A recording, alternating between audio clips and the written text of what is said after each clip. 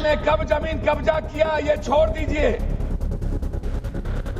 गरीब मूलवासी आदिवासी की जमीन जमींदारों का कैसे हुआ? ये राज महाराजा का कैसे हुआ? क्या ये बाप के घर से लिखा गए थे ये लोग दुनिया में? क्या अंग्रेजों की दलाली की जमींदारों ने मंडल विरोधी ये लोग मंडल कमीशन के खिलाफ कमंडल लाए थे। माइनॉरिटीज वक्फ बोर्ड के खिलाफ जो आपने बिल लाया, ये आप कह रहे हैं कि हम उनको सुरक्षित करने के लिए जाति पिछड़ा और दलित के महिलाओं को आरक्षण देना नहीं चाहते हैं, इसीलिए आप आरक्षण बिल नहीं लाना चाहते हैं। मोदी है तो मुमकिन है। सर क्या हुआ सर काला धन का?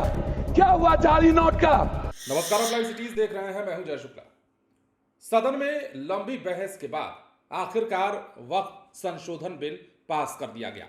लोकसभा में इसे पेश किया गया सबसे पहले, और पेश किए जाने के बाद इस पर जमकर बहस हुई और सदन की कल तमाम तस्वीरों को हमने आपको दिखाया है। चाहे अखिलेश यादव का भाषण हो, चाहे अमित शाह के वक्तव्य हो, इसके अलावा विपक्ष और पक्ष तमाम नेताओं के हमने आपको भाषण सुनवाए हैं और ये दिखाया है कि सदन में वक्फ बिल पर किस प्रकार बहस हो रही थी और किस प्रकार हंगामा हो रहा था। लेकिन इसी दौरान पप्पू यादव खूब गरजे हैं, पप्पू यादव खूब चिल्लाए हैं और चिल्लाते हुए ये तक कह दिया है कि जमींदार जो है देश के, वो क्या अपने बाप के यहाँ से जमीन लिखवा करके लाए थे? उन्होंने अंग्रेजों की दलाली की, तब जाकर ये जमीन मिली और जमीन पर ही चर्चा हो रही थी। इसकी जमीन उसकी जमीन, वक्फ बिल को लेकर के चर्चा जब हो रही थी तो जमीनों की चर्चा जाहिर सी बात है होनी थी। और ऐसे में पप्पू यादव ने जब बोलना शुरू किया तो कैसे उन्होंने सबकी बोलती बंद कर दी, जरा सुनिए। माननीय सदस्य पप्पू यादव जी। सभापति महोदय, मैं माननीय मंत्री जी को कहना चाहूंगा कि पहले बुद्ध की परिकल्पना समझ लीजिए, अपो दीपो भव। इस्लाम के पहले बौद्ध धर्म आए थे मंत्री महोदय, और क्यों आए थे इस दुनिया में बौद्ध धर्म, इसको भी जान लीजिए। जब जुल्म हुआ था इस देश के 90% गरीब दलित ईबीसी मूलवासी आदिवासी पर, जब उसके संस्कृति पर हमला हुआ था, जीने के तरीके पर, तब बौद्ध धर्म आया था। और वो बौद्ध धर्म ने इस दुनिया को वसुधैव कुटुंब दिया, सर्वधर्म समभाव दिया, सार्वभौमिकता दी। इस्लाम बाद में आया। दूसरी बात मंत्री जी, इस्लाम ने कब जमीन कब्जा किया ये छोड़ दीजिए। गरीब मूलवासी आदिवासी की जमीन जमींदारों का कैसे हुआ? ये राज महाराजा का कैसे हुआ? क्या ये बाप के घर से लिखा गए थे ये लोग दुनिया में? कहां से लाके आए थे? ये जमीन कहां से आया था? ये गरीब लोगों का जमीन किसने दिया? क्या अंग्रेजों की दलाली की जमींदारों ने, दलाली की राजशाहियों ने अंग्रेजों की दलाली की अपने परिवार को पहुंचाया, तब जाकर के जमीन बने, तब जमीन गरीब के लिए थे। दूसरा चीज मैं आना चाहता हूं, ये कहते हैं मुगल के खिलाफ गुरु गोविंद सिंह साहब, गुरु नानक देव जी, मानवता को बचाने और इंसानियत को बचाने गुरु गोविंद ने कुर्बानी दी थी, हिंदू को बचाने नहीं। समझे? सनातन को समझिए, सनातन के बारे में जानिए। मैं कहना चाहूंगा अध्यक्ष महोदय, सभापति महोदय, मंडल विरोधी ये लोग मंडल कमीशन के खिलाफ कमंडल लाए थे। लगभग 13,000 ओबीसी का कत्लेआम हुआ था। 13,000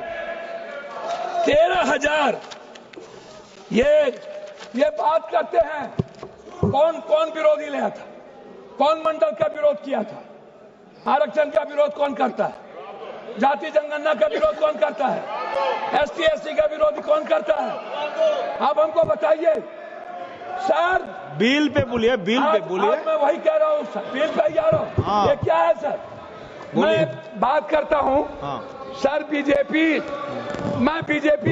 मैं किसी दल का विरोध करने नहीं आया हूँ, ना मैं किसी के पक्ष में।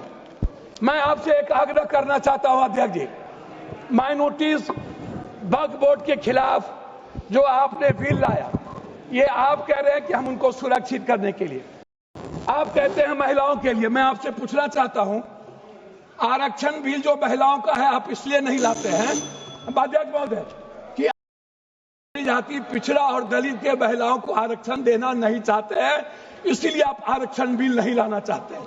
आप ले आइए, आप शाहनवाज को बचा पाए, आप किसी एक मुसलमान को आप टिकट देते हैं बिहार में, आप बताइए ना।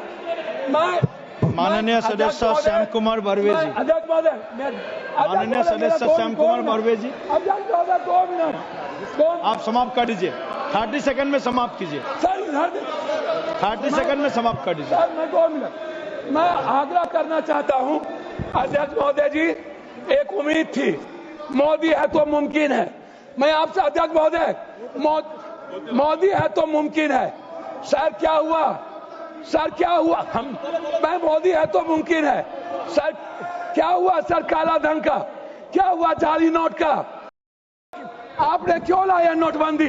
सर मैं आपको कहना चाहता हूं, हमको 2 मिनट समय दीजिए, नोटबंदी इसलिए लाए, आपको लग रहा था कि मुसलमान पैसा जमा नहीं करता है और ये सूद नहीं खाता है, इसलिए नोटबंदी लाओ और मुसलमान का पैसा खत्म करो। खुदकी की बात की है, मैं चाहता हूं इनकी निंदा की जाए, इनके खिलाफ कार्रवाई हो। इन्होंने कहा है कि जमींदारों ने जमीन लिया, उन्होंने। तो जैसा कि आपने सुना है, पप्पू यादव खूब गरजे हैं और जमकर गरजे हैं। उन्होंने कई सारी बातें कही है, उन्होंने बीजेपी पर सीधा सीधा हमला किया है, उन्होंने आंख में आंख मिला करके बीजेपी के सामने जबरदस्त तरीके से आरोप लगाया है, चाहे वो नोटबंदी का मामला हो, चाहे वो देश में सत्ता चलाने की बात हो, या फिर मोदी है तो मुमकिन है वाले नारे की बात हो। पप्पू यादव ने हर एक चीज को वहां पर उजागर किया है और बीजेपी के बड़े बड़े नेताओं के नजरों को मिला करके उन्हें जवाब दिया है। अब पप्पू यादव जब वक्फ बिल पर बोल रहे थे, तमाम नेताओं को अपनी अपनी बारी का इंतजार था और सबसे पहले तो यह भी जान लीजिए कि लगभग 12 घंटे से ज्यादा वक्फ संशोधन बिल पर कल चर्चा हुई है सदन में और उसके बाद रात के लगभग 2 बजे जो है इस बिल को पास किया गया है। कितने वोट मिले हैं, कितने वोट पक्ष में विपक्ष में, वो भी हम आपको बता देंगे। पप्पू यादव की चर्चा चूंकि कर रहे हैं तो पप्पू यादव को अंत में रोकना पड़ा है। जब सभापति रोकने लगे तो पप्पू यादव ने थोड़ा और समय मांगा और समय जब पप्पू यादव ने मांगा, उस पर बोलते हुए मोदी सरकार पर जमकर निशाना साधा है। हालांकि वीडियो आपने देख लिया है, इसलिए अब इसकी चर्चा नहीं करके हम वक्फ बिल की चर्चा कर लेते हैं और बताते हैं कि सदन में क्या कुछ हुआ है। वक्फ संशोधन विधेयक लोकसभा में पास हो गया। 12 घंटे से ज्यादा समय तक मैराथन चर्चा चली। लोकसभा ने वक्फ संशोधन विधेयक 2025 को पारित किया। इस विधेयक के पक्ष में 288 वोट पड़े और विपक्ष में 232 वोट पड़े। स्पीकर ओम बिरला ने चर्चा पूरी होने के बाद वोटिंग करवाई और इस दौरान बिल के पक्ष में 288 और विरोध में 232 वोट आए। 2 बजे वक्फ संशोधन बिल विधेयक जो है वो पास हुआ। इससे पहले सदन में गौरव गोगोई, ओवैसी समेत कई सदस्यों की ओर से लाए गए संशोधन खारिज जो है वो कर दिए गए। अब देखिए, बिल पर चर्चा के दौरान जहां सत्ता पक्ष के सांसदों ने बिल का समर्थन किया तो विपक्षी सांसदों ने कड़ा विरोध भी जताया। इस दौरान कई मौकों पर हंगामा भी देखने को मिला। एआईएमआईएम के ओवैसी ने अपनी बात रखने के बाद वक्फ बिल को फाड़ दिया, जिस पर सत्ता पक्ष की ओर से सवाल उठाए गए। बीजेपी सांसद जगदम्बिका पाल ने इसे असंवैधानिक भी करार दिया। अब ये तमाम चीजें हुई, बिहार के तमाम नेताओं को ही बोलने का मौका मिला। ललन सिंह ने भी अपनी बातों को रखा और ललन सिंह ने, चूंकि आपको पता होना चाहिए कि आखिरकार कई जद्दोजहद और कई सोच विचार के बीच, कई बैठकों के बाद आखिरकार जदयू को भी समर्थन करना पड़ा है। संसद में जदयू ने भी वक्फ बिल का समर्थन किया है, मोदी सरकार से यारी निभाई है और उस पर बोलते हुए ललन सिंह ने अपनी प्रतिक्रिया में यह भी कहा कि वक्फ बिल के बारे में लोगों के बीच में भ्रम फैलाया गया है। वक्फ बिल किसी के नुकसान के लिए नहीं है, मुसलमानों के नुकसान के लिए नहीं, बल्कि उनकी भलाई के लिए है। ये तमाम बातें वो कह रहे थे। लेकिन पप्पू यादव की जब बारी आई तो पप्पू यादव ने गर्दा उड़ाया है। पप्पू यादव जमकर चिल्लाए हैं और ज्यादातर मामलों में पप्पू यादव शांत रहते हैं, धीरे धीरे बोलते हैं, आराम से रुक रुक कर थम थम के बोलते हैं। लेकिन सदन में पप्पू यादव का ये रौद्र रूप देखने को मिला है और कई सारी बातें उन्होंने कही हैं जो आपने सुनी भी हैं। बने रहें लाइव सिटी के साथ। धन्यवाद।